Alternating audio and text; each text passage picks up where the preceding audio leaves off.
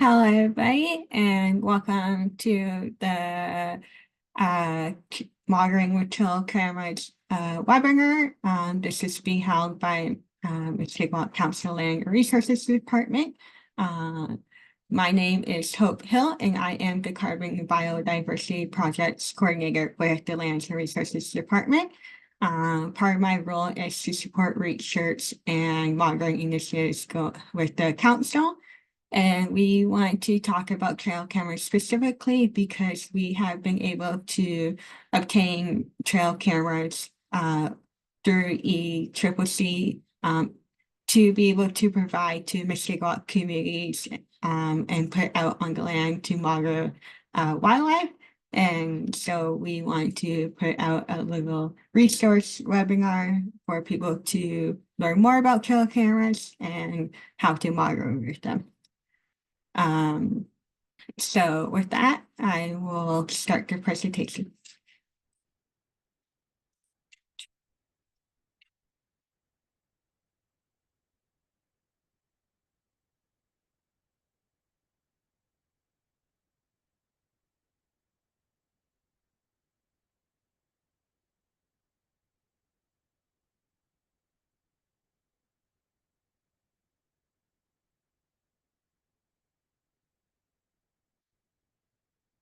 So as I said today, the topic for today's webinar is trail camera setup and project design. In other words, monitoring with trail cameras.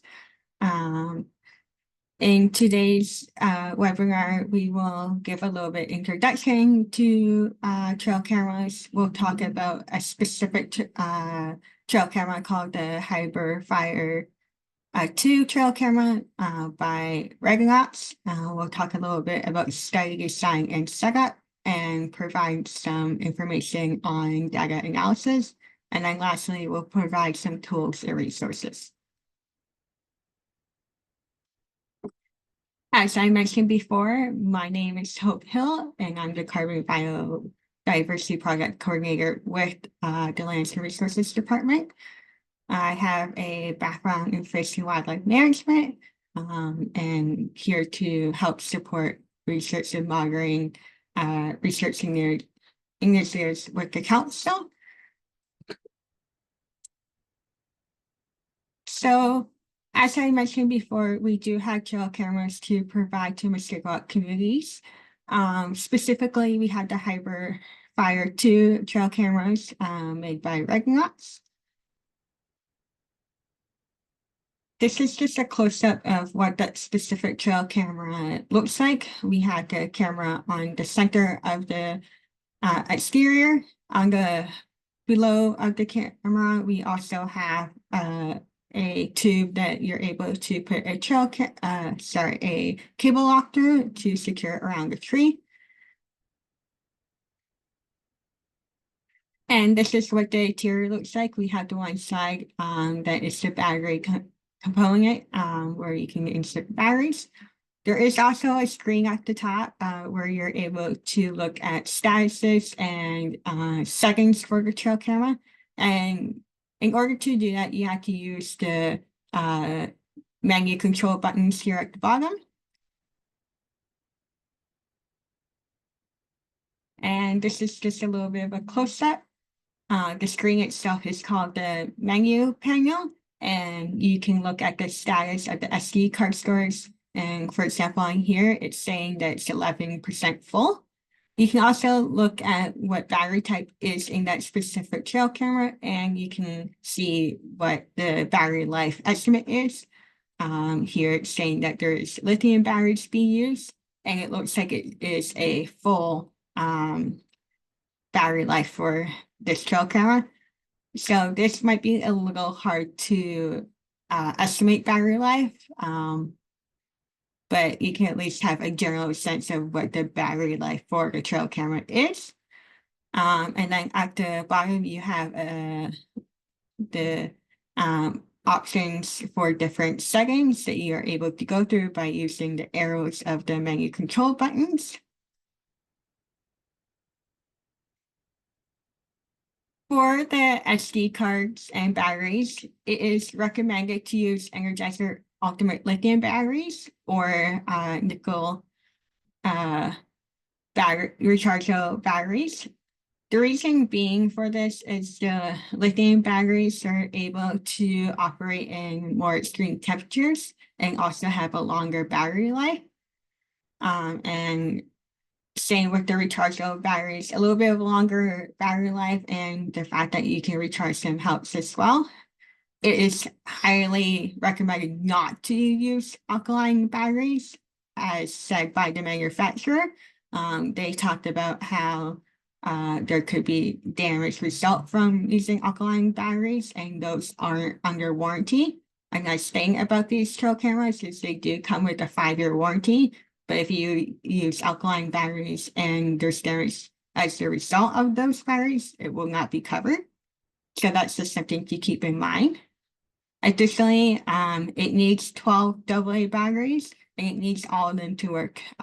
There's no real flexibility of only be able to fill one of the battery compartments for 6. It needs all 12. And then for the SD card, it goes in on the side here, just below the control buttons, and you're able to insert it through clicking it and taking out by clicking it again. And then, as I mentioned before, the status of the batteries and SD card can be checked on the menu panel. This is a flow chart of the options that you can go through on the trail camera to be able to set. There are many different options. There's arming the camera if you want to just put it out and arm it right away. You can also change the setup, and that is changing and setting the settings for the recording of the trail camera. So that's how you would do that. Walk test is to be able to help you identify if the field of view of the camera will detect wildlife in front of it based on how it's set up. I'll talk a little bit more about that in a little bit. And then there's the option to erase the card and to make sure you have the correct battery type labeled. And then there also is the status about, which tells you whether or not the firmware is updated or not in current, what the serial number is for it, so just and how many pictures and videos are currently being stored. In terms of changing the setup, there's different options related to motion. So whether you want photos or videos, how many of photos, time lapse, if you want some lapses of photos or videos. Settings related to recording during day and night. User label is just giving the trail camera a identification label, which is highly recommended, and that will be dependent on your project. Code lock is you're able to actually put a 4-digit code on the trail camera so that if someone goes out and interferes with the trail camera you set up, they won't be able to access it unless they have the code. So this helps as a security measure. And then we also have data bands, which is setting the time and temperature as well. And then date and time, it's again doing the date, and then whether you want 12 or 24 hours for the time. When you do turn the trail camera on for the first time, it'll automatically ask you these things for your data bands and date and time, and with location as well. And then you can also determine for resolution if you want a wide or standard view. And then if you want to reset it to use the default settings, then you can use defaults. But for specific settings, put no. And then depending on the trail camera you have, there will be other options that you can set as well. After talking to a few experts from ECCC and through a resource from the WISE lab at the University of Guelph, and with the user guide for the trail camera. These are kind of the settings that are pretty standard. And for this project specifically with Mushkegowuk Council.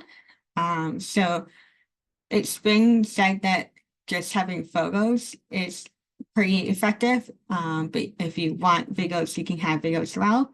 It is recommended to have a photo trigger of 5 photos every time it's triggered, and to have a rapid response of those photos. So just continuously taking those 5 photos and no time in between. And then motion video off. No quiet period. So quiet period is if you want a period of time for no taking and recording. So that is option. And then we had the sensitivity for the trail camera to be triggered. So it is recommended for it to be moderate. And then time lapse is to have lots of photos and videos, and recommended to be off. But if you want it on, that's definitely up to you. And then we want photos to be taken day and night. Videos, if you don't have videos, then it's really non-applicable, but you can also have the option for day, night, just day, or just night. Flash output is recommended to be high, and night mode optimized just to make sure you are able to record pretty good data. And then, as I said, user label will be dependent on what label you want to give it, and same with the code block. It's recommended to do 24-hour time, and since we use the Celsius for temperature, Celsius is recommended. For location, the only options it gives is USA or other. So if we're here in Canada, then we will use other. And then resolution, it's recommended to use standard. And then, of course, do not use defaults. So as I mentioned before, you would do the recording settings through going through the menu options on the trail camera. So that can be done manually. However, there is also the option to do it through the use of a SD card on your computer. Recognize the manufacturer has a camera settings software specifically for the Hyper Fire 2, where you're able to use the software to select the desired settings. It saves it automatically to the SD card you have inserted into the laptop. And then once you have all the settings and save it to your SD card, then you can insert to the camera, and the camera will automatically read the card and upload the pre-programmed settings. So those are different options. Using the setting software is advantageous if you're doing a number of trail cameras. In terms of troubleshooting, if the trail camera is not working, it's important to check the exterior, make sure the main gasket is sealed and free of debris. Make sure that the windows at the front on top of the camera lens are clean too. And be sure that the actual locks for closing the interior of the trail camera is closed as well to ensure a watertight seal. If the recorder is having issues starting up, then it's important to check if the firmware is up to date.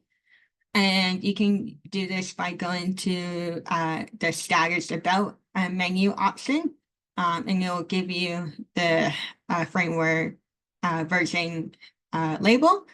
In order to check if it's updated and current, you need to go to the Recognize website underneath support, where they have the firmware updates, and they will have listed the date of the last firmware update and the label for it, so you can check to see if it's current or not. So in terms of batteries, very important, do not mix battery types. As I mentioned before, before, it's really highly recommend not to use alkaline batteries because of the potential damage it could cause. It also is important to make sure batteries are in the proper orientation, so pluses with pluses, minuses with minuses, and make sure all batteries are new and fresh. Do not mix used batteries with new batteries. Make sure all the batteries you are putting in the trail camera are in the exact same condition. For the SD card, make sure the SD card is not inserted upside down or backwards. Sometimes it's just a sample of the SD card maybe need to be erased for some reason and reformatted. Additionally, it's always important to make sure you disarm the camera and switch the power off before removing or inserting the SD card. So just make sure those are done as well. Next, I'm going to talk about a little bit of study design and setup with trail cameras.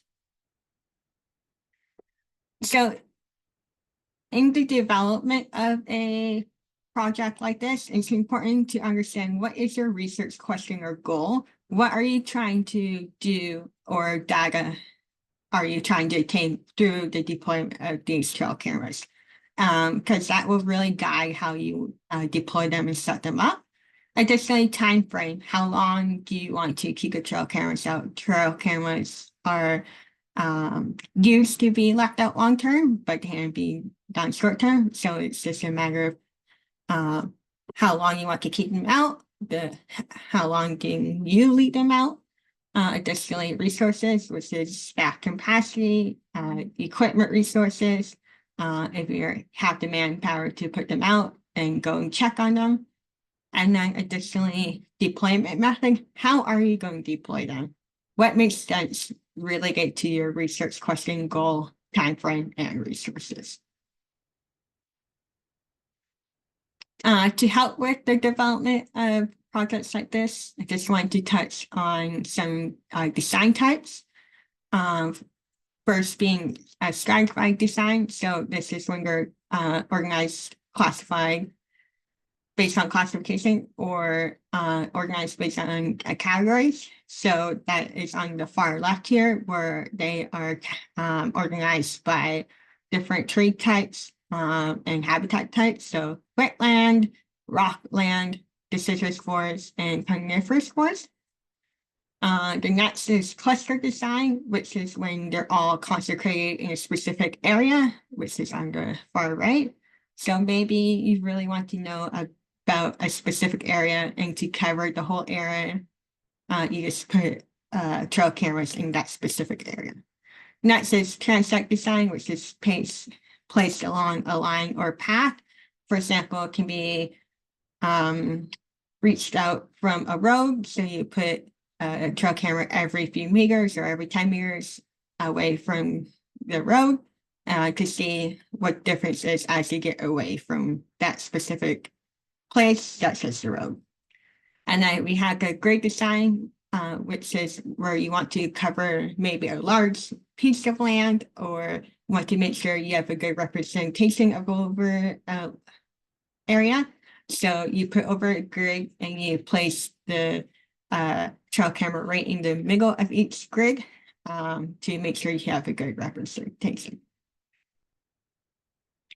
In terms of deploying trail cameras, there's definitely other equipment that you need to have or consider. Of course, 12 batteries per camera, specific for the Hyper Fiber Fire 2 camera, 1 SD card per camera. It's important to have some sort of security measure like a cable lock, and then having an SD card reader to be able to extract the data, to apply settings to the trail camera, and also to be able to read the SD card. And then it's important, like I said, to have labels labeling your trail camera, your SD card, to know what is with what, where everything goes, and to help tracking. Another security measure you can have is an information tag, which you can laminate and have contact information on. And this is where you can attach it to the trail camera. And it's just a little message to say, hey, this is what this piece of equipment is doing here. This is why.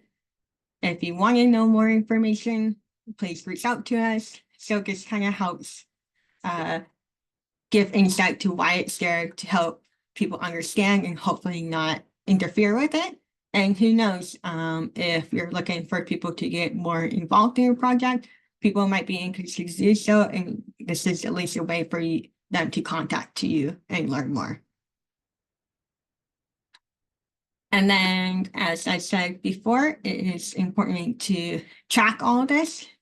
So having a field data sheet so that when you go out and deploy it, then you can write down all the information to know where it is, what the surroundings look like.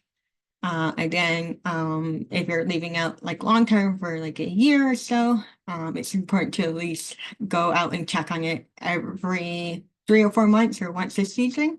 So having a maintenance visit sheet to record whether the camera is in good working condition, if the SD card needs to be changed or batteries need to be changed, and also just to help make sure that it hasn't been vandalized or stolen or anything like that. And then it's important to have an internal tracking sheet where you can identify what camera and equipment are together and just have a whole log of where it was deployed. And so this is an example on the bottom. In terms of setting up and deploying, it's important to understand your target species. So trail cameras are used to monitor wildlife such as black bears, caribou, moose, wolverines, maybe small animals, multiple species. So it's important to understand your habitat type. And one of the recommendations for setting up a trail camera is to put the trail camera about shoulder height of the target species. So this is very important to understand when you're going out and deploying the trail cameras. So this is a little table I just put together based on information I pulled from resources to help identify habitat preferences and recommended trail camera height. And so based on doing research on different wildlife, these are, and connecting with experts, these are some of the potential site selections for trail cameras that would be effective. For example, game trails, you are able to capture more of their pointed slightly down the trail. And this is because often animals will use these trails for easier travel and predators will use it to track down their prey. And additionally, because it's easier for travel, this also helps a lot with winter data collection. Another option is wetland peatland to forest transitional areas. It's important to position the trail camera to face the opening of the more wetland area while still having some of the forests, because there also tend to be travel between the two. And both of these types are good for multiple types of species and bigger wildlife species. For forest opening, it's important to position camera facing the opening because that's likely where a lot of the travel will be. Additionally, an area of known presence or historical presence is a good place to put the trail camera, as it can be used to confirm the presence of the species and or help establish if the species is still present based on historical knowledge, but maybe the species is a little more elusive. And then lastly, there's an option to put it out in dense forests. However, you need to be able to select a good habitat or like location within the dense forest in order to be effective, because you need to be able to know that at least the area will likely be used. So it's important to identify an area where there is expected to be higher activity, but also dense forests are good for small mammals and birds. So that's one option. In terms of deployment, like I said, select a site based on the target species habitat preference. Select a tree and place the camera at the shoulder height of the target species. So generally 0.6 to 1 meter. It's important to deploy at 15 to 20 meters from the road so that it's not easily detected. And it's also important to have the camera facing north so there's less interference from the sun and prevent glare. And then once you have it all set up, you can open and switch on the camera. And as I said, there's this thing called walk test mode, and this is can be used to help aim and arm the camera. And what it essentially does is you press the walk test mode and you walk in front of the camera. And if the camera does detect you, then a red light will flash. So you walk in front of the camera where you intended for animals to be, and you can see if that is the case. And if you're walking in the area where you think animals will be, but the camera is not lighting up, then you can adjust the camera to make sure it is detecting. And the great thing about walk test mode is it will automatically arm itself after 2 minutes of inactivity. So once you have it all set up and are good with its detection, then you can start securing the camera by the cable lock and closing it, wrapping it around, make sure it's good, and then just wait the 2 minutes off to your side, and you know that it will have armed itself. Like I said, it's important to have field data sheets. So important things to consider including to data sheets are who has deployed it, the GPS coordinates to help find the trail camera later, weather conditions, making sure that the camera direction is north, the date and time it's being deployed, habitat description, so comments about where it was deployed. And this can kind of help identify different sites that you selected. And then any other notable comments is good to have as well. Maybe you saw wildlife signs on your way there. Maybe there's some hazards that you want to make sure people are aware for next time. And then it's also very important to take photos of the deployment setup you have. So the key photos to take is being placed in front of your camera, taking photos north, east, south, and west of the site, and then face onto the unit, and then a general habitat view. And so this is important because you know what the setup looks like, but also it could be advantageous when you're going back out to check on the trail camera or take down the trail camera, because you can use the photos with the GPS to help find the trail camera. Because sometimes the trail camera could be knocked down or overbrush and growth could hide it. So these can also help you pinpoint where it is. If you are going to go check up on the trail camera, but not necessarily take it down, then you should have some sort of maintenance log sheet to say whether the camera is damaged or functioning properly.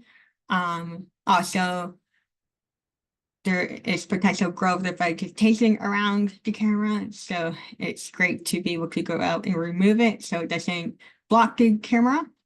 Also, it's an opportunity to change batteries if the batteries are less than half full, and replace the SD card with a new card if it's more than 50% full.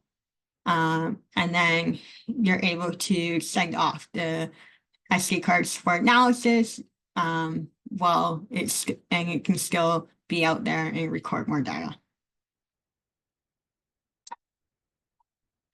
In terms of data management,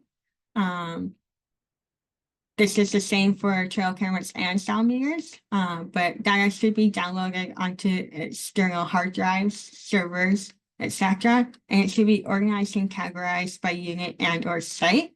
And it's important to, once you have the data downloaded and know it's downloaded and double check, to clear the SD cards so that they can be reused in the field again. And then there are different software options, which I'll go into more details in the next few slides, that can help with processing and organizing the data, which is time-lapse image analyzer, wild tracks, and mega detector. So for time-lapse image analyzer, it's a free downloadable software from the University of Calgary. It is used to help you take photos with species, but you have to still do it manually. It won't do it automatically for you, but it's a way for you to be able to organize your photos. But it will extract some information that's already programmed, such as the date and time, file name, and when. So the data that's already pre-programmed. So this is just the link to it. I'll also add a link to the chat at the end. So this software is really great to help you manually organize your data. Another software available is WildTracks. It's an online platform for managing, storing, processing, and sharing data. There is a requirement to set up an account in order to house the data and also be able to use it for processing data. So there, with WildTracks, there's the option to manually tag the photos or videos, and auto tagging through the use of AI tools are available. And there is also a R package available to use for people who are more into programming and are able to use things like that. And then lastly is Mega Detector. It's a publicly available AI model that detects animals, people, and vehicles in images. And interestingly enough, this is some of the model that is used in the WildTracks AI modeling. So it's a good model to use. However, it does not identify animals specifically. It just finds them. Like, it won't find a photo of a bear and say, oh, this is a bear. It'll just say, we have detected a animal species in there. However, the developers do offer a service of running the model on your images for you and sending you back a results file for you. And this is the email that you're able to email if you're interested in doing that. So based on the research I've done, the possible suggestion I would recommend is to use this software to identify photos with animals, then use the time-lapse software to tag and organize the photos if you're looking to do this manually. With Mushkegowuk Council, we're able to provide support and assistance with data processing and analysis. So that is something for the communities to consider as well. And then I will now be talking a little bit of what a data analysis could look like with data from trail cameras. So some of the things you can do with the data collected from trail cameras is species occurrence, which is counting how many times a species appears in front of the camera over a certain period of time. So it could be seasons, the entire watering period, 100 days, or anything of interest to you. Second can be species abundance, which is counting the number of individuals within a set area, which would be the camera deployment location. We also have a relative abundance index, which is counting numbers of individuals within the set area over a set period of time, which would be the trail camera deployment area. And then we also have species richness, which is counting how many different species are caught on camera over a certain amount of time. And again, you can do this by seasons, the entire monitoring period, 100 days, or whatever period makes sense for you. It's also important to note for some of this, you may encounter the same individuals or species. So if you're not able to identify individuals separately, then it's something to just be cautious about when you're looking at the stat analysis, that it may be skewed a little bit. Another thing you can do is just provide a general overview of the data that was collected through stat tables. For example, providing a table with the deployment GPS locations, the start and end date of the monitoring period, the number of days recorded, the number of photos and or videos captured, the number of photos with species, and the number of species detected, so you have a good overview of the general data. And then you can also do species-specific stat table. So generally, what I mentioned with the other table, but more focusing on species specifics. And you can also further break down these by month. Other things that you can look at is behavior categorizing table. So categorize the behaviors of the animals captured, such as are they sniffing, walking, foraging, or eating. And you can break that down by site and species. So it's important to have that knowledge of the behavior as well.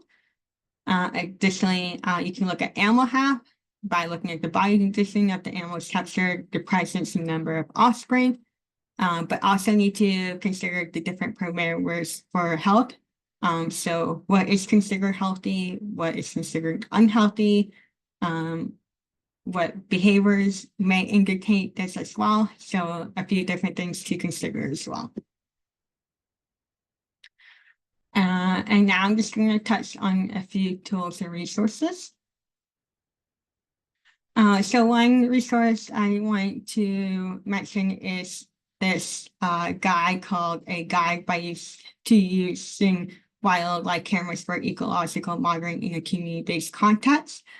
This was developed by master students at the WISE Lab at the University of Guelph School of Environmental Sciences in partnership with Magna First Nation. I myself used a lot of the details from this guide for this presentation and developing how-to guides for the Mushkegowuk Council project specifically. So I highly recommend looking into this if you're in the process of developing a trail camera project, or feel free to contact them directly, because I'm sure they have a lot more resources and advice to give. The QR code on the slideshow is the direct link to the guide, and below is the website to the WISE Lab itself. So that's all I have for trail cameras and how to set them up, and resources to be able to set them up.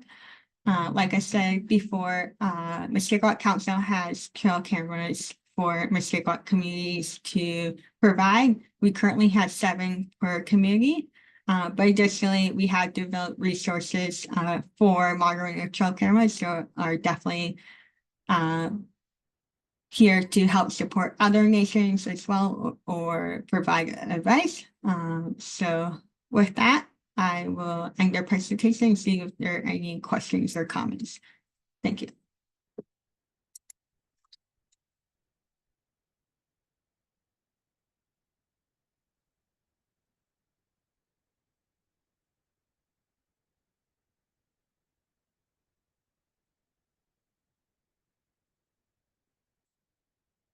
All right, so just looking at the chat now, I don't see any questions, but does anyone have any comments or questions they want to say out loud?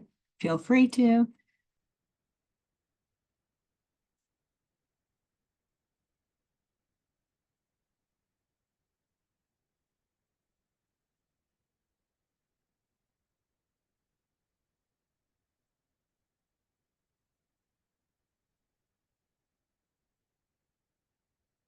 Right. Uh, well, if there is no questions, then we can sign off a little early. But I just want to thank everybody for joining me today and hearing this presentation. I hope it was very useful and provided some good insight on monitoring with trail cameras.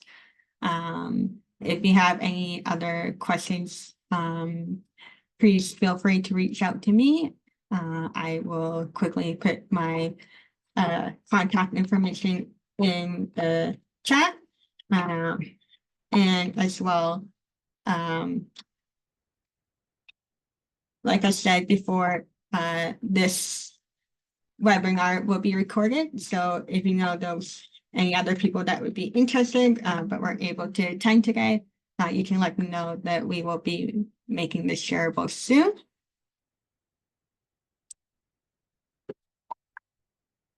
But I hope everybody has a great day today and enjoys the long weekend coming up.